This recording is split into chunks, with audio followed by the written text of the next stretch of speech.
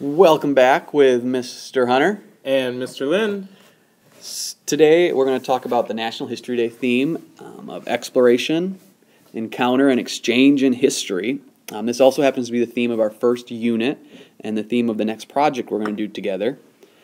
So far this year we've looked at how the Americas were settled by first Americans, touched on by the Vikings, and then how these first Americans really settled into really diverse and different cultures.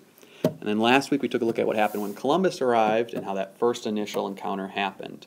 Going forward over the next couple of weeks, we're going to really look at what happens after Columbus and how once Europeans realize that there's this whole new land just waiting to be explored with, encountered, and exchanged, that we really have these two cultures colliding together, and a whole bunch of stuff's going to start happening really, really fast. We gave you guys 3 essential questions to help break apart this theme. The first one we talk about is what motivates people to explore. And for this, we could talk about Columbus and use him as an example. He's a great example. And as we read in our classes and we talked about last week, we realized that Columbus is motivated by a lot of things, but one thing that stands out is his motivation for gold and wealth and economic gain. Yeah, and the cool part about this question is when you really look into beyond those first initial things, so economics is definitely the biggest reason, but there's also other reasons that motivate Columbus too, and that goes into encounters too. So when we look at Columbus and his encounters, he can seem like a hero if you only look at it from his perspective. But when you start considering different perspectives, that's when you can really start asking those big questions like, was Columbus both a hero and a villain? Did he do good and bad things? And really see the whole picture. And our last question is how do exchanges impact different groups of people? And for this, Columbus is our example again. But our perfect example for this would be the Columbian Exchange. And we have this exchange from Europe to North America, and South America as well. But this huge thing here is that we have all these unintended consequences of this exchange happening, like the diseases and other things that they brought back that they just weren't anticipating. If you guys can't tell, Columbus would be a pretty darn good History Day topic this year. But there's lots of other ones, really good ones coming up in this unit, so stay tuned. Alright, so our cultural collisions post-Columbus, as you can see the floodgate picture here, after we have Christopher Columbus, the floodgates just open, and we really have a ton of explorers coming in and creating all sorts of new problems and good things as well. But our explorers are Vespucci, Magellan, Ponce de Leon, Cortez, Pizarro, New France, and many others, just to name a few of them. So you guys will get the opportunity to pick yours in this upcoming lesson. Alright, so the first real way we're going to get our hands dirty with this E3, with the exploration, encounter, and exchanges in history theme, is by you're going to choose one piece of that theme, one of the 3 E's, and you're going to connect it to one of those cultural collisions examples. On the previous slide we talked about specific European explorers, but obviously if you're going to have an encounter, an exchange, you need to have 2 parties at least. So you look at it from multiple perspectives, or you look at the motivations behind why people explored.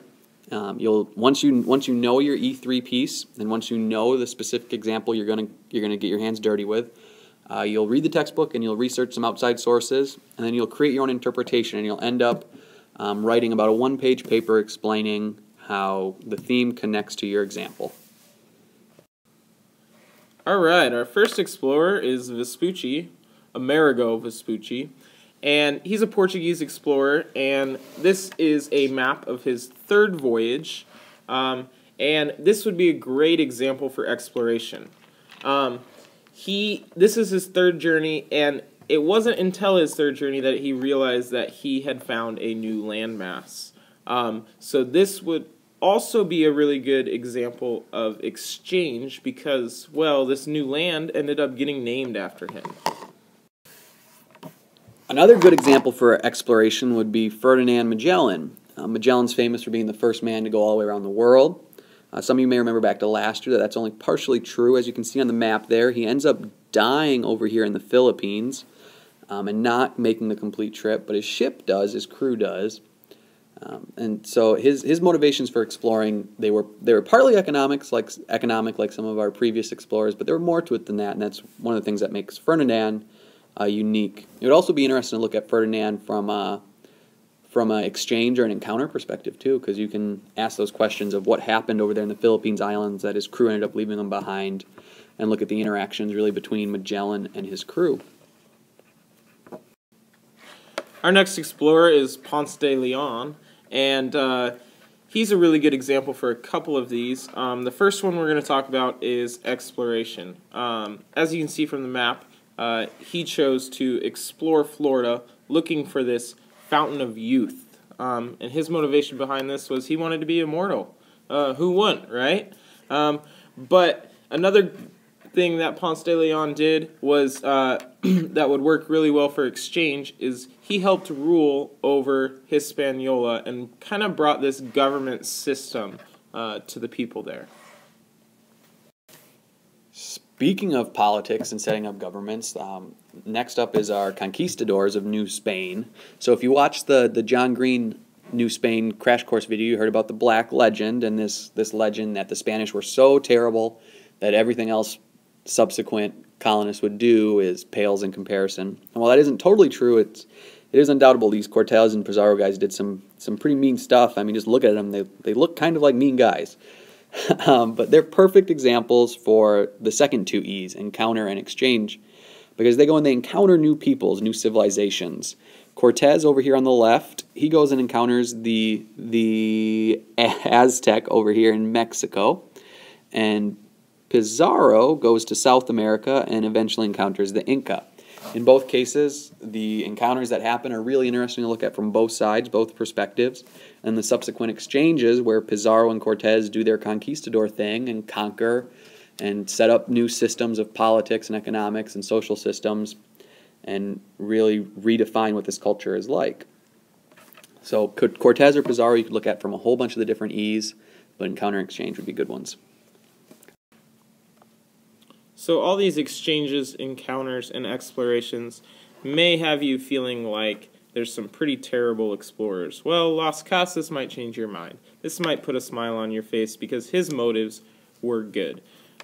He really wanted to spread religion and help people of South America find their religion, and he did it in a pretty productive way. So if you're looking for someone who was a little more of a helper, then Las Casas is the guy for you. He'd be a great example for exchange of this religion.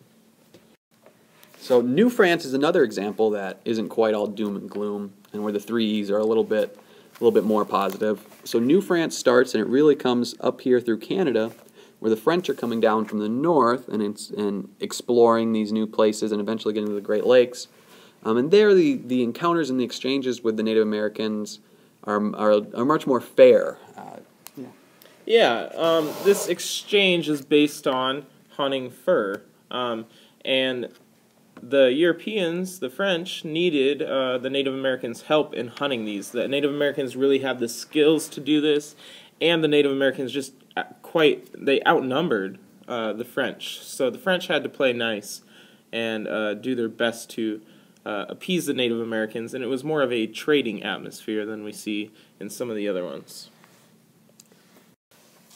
Just to recap here, your job going forward in the next couple weeks is to take one piece of the E3 history theme, and you're going to connect it to cultural collision example, one of the ones we showed you today, or one of your own. You're going to then research that example and that theme to build up your knowledge base. And you're going to create an interpretation, and that can be your choice or one that you discuss with your teacher.